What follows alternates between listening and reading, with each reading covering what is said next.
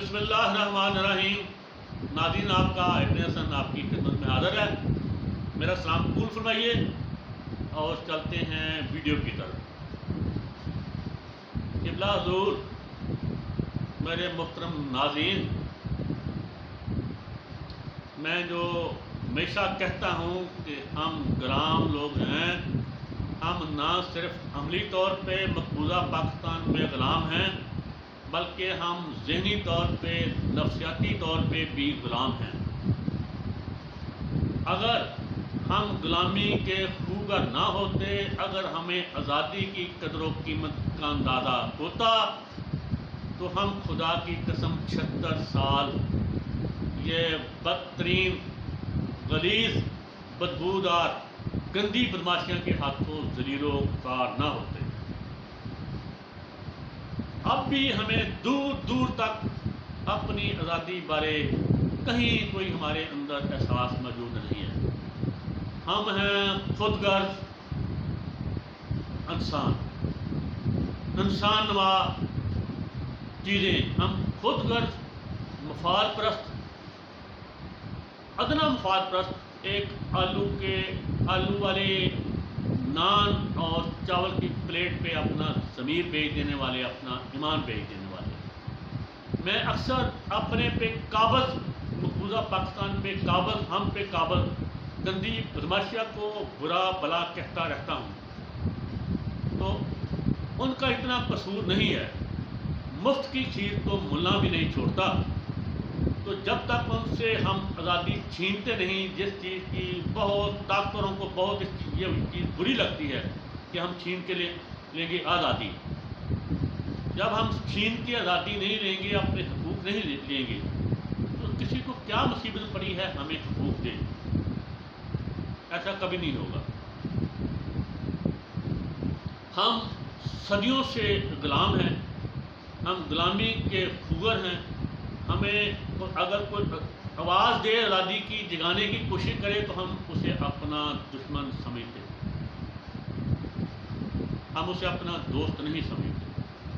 اگر ہمیں کوئی اپنے ضمیر پہ کھڑے ہونے کی، اپنی عزت نفس کے لیے کھڑے ہونے کے لیے آواز دے تو اسے ہم اپنا دشمن سمجھتے۔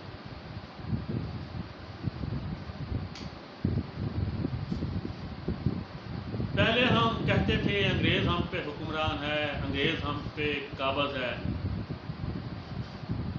اب تو اس سے بھی ہمارے بدتر حالات ہیں۔ نہ ہمیں شہری آزادیاں میسر ہیں، نہ شہری حقوق میسر ہیں۔ اب کس بات کا انتظار ہے؟ حاکم تو جو ہیں وہ تو کبھی، بھائی بچہ نہ روئے تو ماں بھی اسے اپنا دودھ نہیں پلاتی جب تک بچہ نہ روئے۔ میں کاشتکار، میرا پس منظر ہے کاشتکاری کا، میں مزدور کا بیٹا مزدور ہوں، تو جب تک کٹا، مجھ کا کٹا، وہ نہ زول گائے مجھ کی طرف، مجھ بھی پسندی نہیں، نہ اسے دودھ پلاتی ہے۔ ہم کچھ کریں گے عملی طور پہ تو ہمیں حقوق حاصل ہوں گے۔ ہماری اصل حالت بغداد کے شہریوں جیسی ہو چکی ہے۔ رب العزت کی قسم کھا کے میں کہتا ہوں، جس کو دیکھو وہ اندر آزادی کی خواہش تو رکھتا ہے لیکن قربانی دینے کے لیے کوئی تیار نہیں مجھ میں۔ ہر کوئی کہتا ہے یار برا وقت ہے، خاموش رہو، چپ رہو۔ ہم میں بے حسی ہے، ہم میں بے حسی ہے، ہم دنیا کے سب سے بدترین بے حس لوگ ہیں۔ اگر کسی کے ساتھ کوئی ظلم ہو رہا ہے تو ہم کہتے ہیں چلے جاؤ چلے جاؤ، ہمیں کیا، چھوڑو ان کو، ان کے حالات پہ چھوڑ دو۔ پہلے وقت ہوتے تھے کچھ چھڑانے والے بھی ہوتے تھے، کچھ مظلوم کا ساتھ دینے والے بھی ہوتے تھے۔ اب ہم کیا کرتے ہیں؟ اب ہم نے ظلم کو بھی انجوائے کرنا شروع کر دیا ہے۔ اگر کوئی طاقتور مظلوم پہ ظلم کر رہا ہو تو ہم اس کی کھٹاکھٹ تصویریں بناتے ہیں، ویڈیو بناتے ہیں اور اسے سوشل میڈیا پہ اپلوڈ کر کے اپنی رینکنگ بڑھاتے ہیں۔ ہم بے حس، بے ضمیر لوگ ہیں۔ میں آپ کو نہیں کہہ رہا، میں اپنے بارے کہہ رہا ہوں۔ میں بے حس ہوں، بے ضمیر ہوں، میں بے غیرت ہوں جو میں اپنے حقوق کے لیے نہیں اٹھتا، جو میں اپنی آزادی کے لیے نہیں اٹھتا۔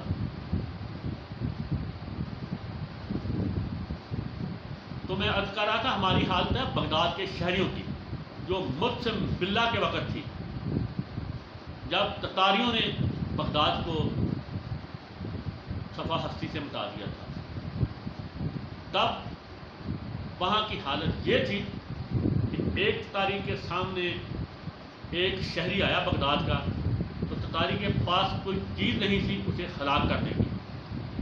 تتاری نے اسے زمین پہ لٹایا تو ارد گرد دیکھا تو اسے کہا کہ لیٹے رہو، میں ابھی آتا ہوں کچھ چیز لے کے۔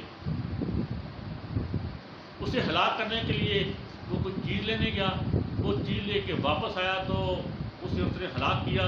اس نے ہلاک ہو کے میرے جیسا کم ظرف اور بے ضمیر اور بزدل ڈرپوک انسان تھا، اس نے ہلاک ہو کے سکون پایا اور تتاری نے اسے ہلاک کر کے سکون پایا۔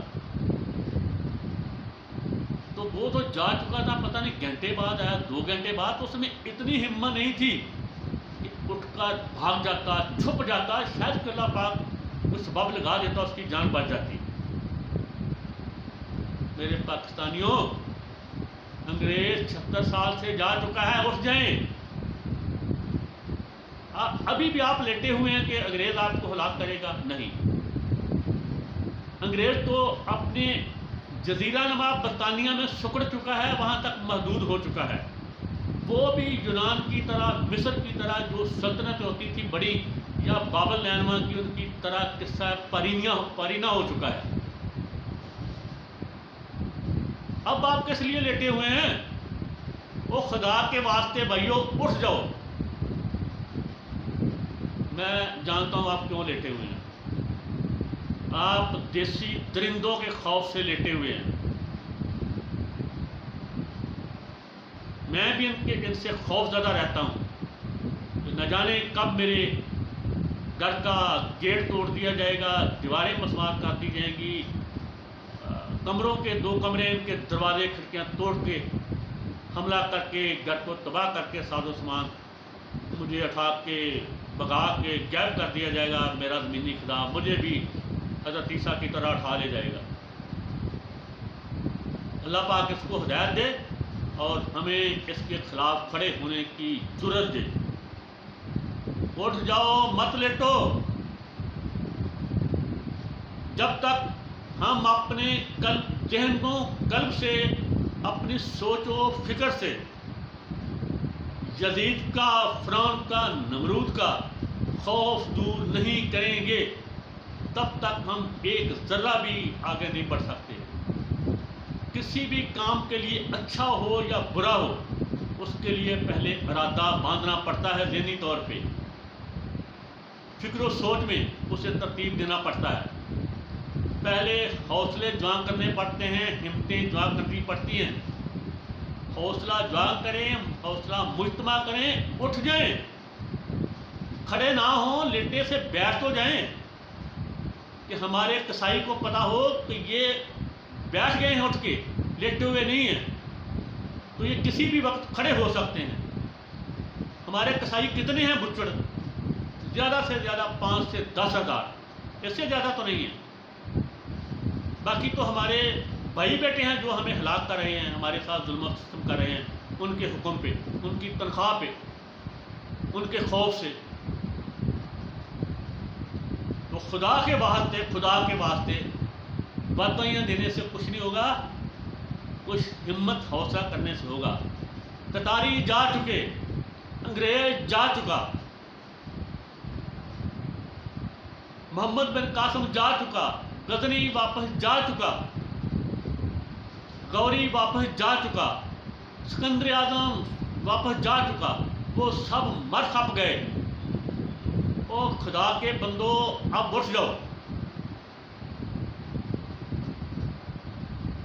کھڑے نہیں ہوئے، چلے ہم بیٹھ تو جائیں، کچھ تو شروعات کریں۔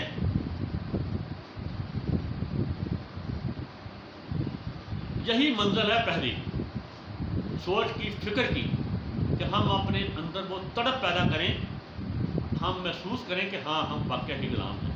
کب تک ایک آلو والے نان اور ایک چاول کی پلیٹ جس میں کنکریاں ہوتی ہیں، نمک مرچ زیادہ ہوتی ہے، کب تک ہم اپنا ضمیر ایمان بیچتے رہیں گے؟ کب تک اپنی نسلیں بیچتے رہیں گے؟ میں عید کا موقع ہے، اللہ پاک ان کو ہدایت دے، میری عید خراب نہ کریں، مجھے عید کے بعد بھی نہ اٹھائیں، تو یہ میں آپ کو بڑا کھل کھلا کے بتا رہا ہوں۔ ہمارے ساتھ مداری دھوکہ کرتے ہیں، یہ سب ملے ہوئے ہیں، جمہوری آمر، جج، جرنیل، سیاستدان، بیوروکریٹ، سرمایہ دار، صنعتکار، جگیردار، مولوی، یہ سب ملے ہوئے ہیں، انہوں نے ہمیں مل جل کے یرغمال بنایا ہوا ہے۔ یہ سبھی برے نہیں ہیں، ان میں جو جرائم پیشہ لوگ ہیں، جن کے مجرمانہ ذہن ہیں، انہوں نے ایک کلب بنائی ہوئی ہے، ان میں بہت اچھے لوگ ہیں لیکن وہ بے بس مجبور ہیں، جنہیں ڈاکٹر شاہد مسعود صاحب میرے وہ استاد ہیں، وہ اشرافیہ کلب کہتا ہے، میں انہیں بدماشیہ کلب کہتا ہوں۔ انہوں نے مل جل کے ہمیں یرغمال بنایا ہوا ہے، وسائل پہ قبضہ کیا ہوا ہے۔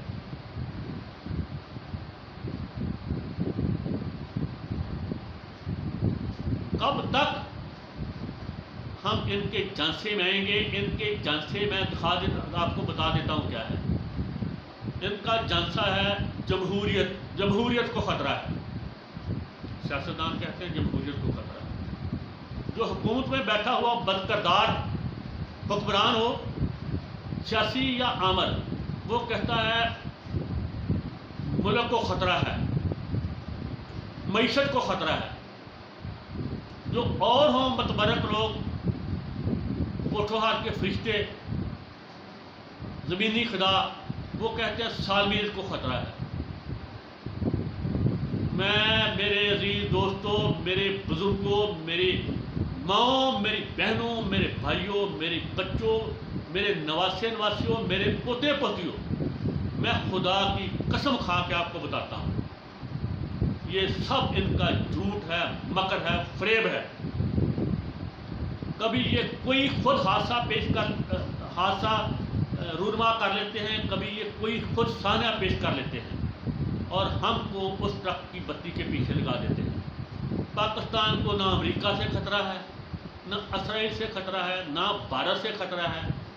بھارت جتنا بیوقوف، بھارت استغفر اللہ بھارت نہیں، وہ تو میرے بھائی ہیں سبھی۔ بھارت کے حکمران جو طبقہ ہے وہ بھی ہمارے جیسا ہی ہے، بد کردار طبقہ۔ ہندوستان پہ بھی بد کردار طبقہ غالب ہے، اس نے بھی ہندوستانی معاشرے کو یرغمال بنایا ہوا ہے۔ وہ اور ہماری بدماشیاں ایک ہی نسل سے تعلق رکھتے ہیں۔ جب تک ان سے ہندوستانی عوام اور پاکستانی عوام اقتدار و اختیار چھین نہیں لیتے، تب تک 3-4 ارب لوگوں کا، جو جنوبی ایشیا کے باشندے ہیں، ان کا مستقبل ہمیشہ داؤ پہ لگا رہے گا۔ ہمیں دونوں طرف کے عوام کو افہام و تفہیم سے اپنے مسائل حل کرنے ہیں، ہمیں اچھے ہمسایوں کی طرح رہنا ہے، ہمیں تمام وسائل اپنی نسلوں پہ لگانے ہیں، ان کی تعلیم پہ، روزگار پہ، روٹی پہ، بیماری پہ، ان کو ترقی یافتہ بنانا ہے۔ یہ کب تک ہم ایک دوسرے کو صفحہ ہستی سے مٹانے کا کھیل کھیلتے رہیں گے؟ ہم نہیں کہہ رہے، یہ ہمیں بد کردار لوگ، دونوں طرف کی بدماشیاں ہمیں بلیک میل کر رہے ہیں جذباتی طور پہ۔ میرا کسی ہندوستان کے ہندو سے کیا تنازع ہے؟ کسی سکھ سے کیا تنازع ہے؟ کسی پارسی سے، کسی بدھ سے میرا تو کوئی تنازع نہیں۔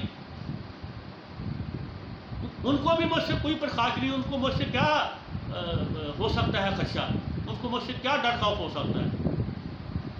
ہندوستان کی جو رولنگ کلاس ہے، وہ ان کو میں مخاطب کر رہا ہوں، بد کرداروں، ذلیل انسانوں، گھٹیا انسانوں، بلیک میل کرنا بند کرو اپنی عوام کو۔ اگر ہم بیوقوف پاکستانی نہ ہوتے اور ہم آپ سے دشمنی نہ پالتے تو آج ہندوستان 3 ٹکڑوں میں نہیں، پاکستان، بنگلہ دیش، ہندوستان، اس میں تقسیم نہیں، یہ کم از کم 4 درجن ٹکڑوں میں تقسیم ہوتا۔ سوچو کیسے؟ وہ ذلیل انسانوں، ہندوستان کے حکمرانوں، میرے بھائیوں کو سچی بات بتاؤ، ہم پاکستانی اپنا خون دے کر، اپنی جانیں قربان کر کے، اپنا مال قربان کر کے، اپنے وسائل قربان کر کے 4000 میل کا بارڈر آپ کے لیے ہم نے محفوظ کر رکھا ہے۔ اگر پاکستان بیچ میں ان کو محفوظ راہداری دے دے، افغانیوں کو،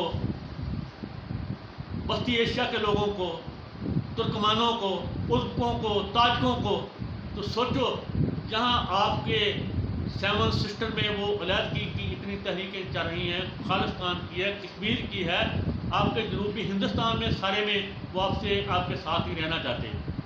اگر یہ ادھر سے روز آنا شروع ہو جائیں تو سوچو آپ کا حال کیا ہوگا، یا کیا ہوتا اگر یہ منظر نامہ ہوتا تو۔ وہ خبیث انسانوں، ہمارے ساتھ، ہماری غلیظ بدماشیہ کے ساتھ دوستانہ تعلق قائم کرو، کشمیر کا معاملہ حل اور امن طور پہ کرو، سکون سے جیو، سکون سے جینے دو۔ تو میرے دوستوں، میرے بھائیوں، پاکستانیوں، ہندوستانیوں، ان کی باتوں میں مت آیا کرو۔ پاکستان کو تو کوئی خطرہ نہیں، ہندوستان جیسے حکمرانوں جیسا کوئی بیوقوف نہیں ہوگا، اور اسرائیل امریکہ کو کیا پڑی ہے ہم سے دشمنی کرنے کی۔ ہاں، پاکستان کو شدید ترین خطرات لاحق ہیں 76 سال سے، وہ باہر سے نہیں، وہ اندر سے ہیں، وہ ہم سے نہیں۔ نہ ہمارے پاس میزائل ہیں، نہ ہمارے پاس کوئی بم ہے، نہ ہمارے پاس توپ ٹینک ہے۔ پاکستان کو جتنا خطرہ ہے وہ بدماشیہ سے ہے۔ پہلے بھی پاکستان کے 2 ٹکڑے بدماشیہ نے کیے تھے، اب بھی اگر کوئی پاکستان کو نقصان پہنچا تو پاکستان کو اندر سے نقصان پہنچے گا اور بدماشیہ سے پہنچے گا۔ تو میرے عزیز دوستوں، بھائیوں، محب وطن پاکستانیوں، اٹھ کھڑے ہوں پاکستان کو بچانے کے لیے، پاکستان کے اداروں کو بچانے کے لیے، پاکستان کی محب وطن فوج کو بچانے کے لیے۔ کچھ ناہنجار طاقتور سب کچھ داؤ پہ لگانے کے لیے تلے ہوئے ہیں، ان سے ہاتھ سے طاقت چھین لو، وگرنہ میں آپ کو متنبع کرتا ہوں پاکستان قیام نہیں رہے گا۔ اس کو بچانے کا ایک ہی حل ہے، اور امن پرسا زخموں پہ مرہم، وہ بلوچستان کے زخم ہوں، وہ پنجاب کے زخم ہوں، پختونخوا کے زخم ہوں، یہ سندھ کے زخم ہوں، گلگت بلتستان کے مقبوضہ کشمیر کے زخم ہوں، ان پہ مرہم رکھیں، نمک نہ چھڑکیں۔ یہی بہت راستہ ہے۔ ویڈیو لمبی ہوگی، اس کے ساتھ ہی اجازت دیجیے۔ اللہ ہم سب کا حامی ناصر ہو، آمین۔ اللہ حافظ۔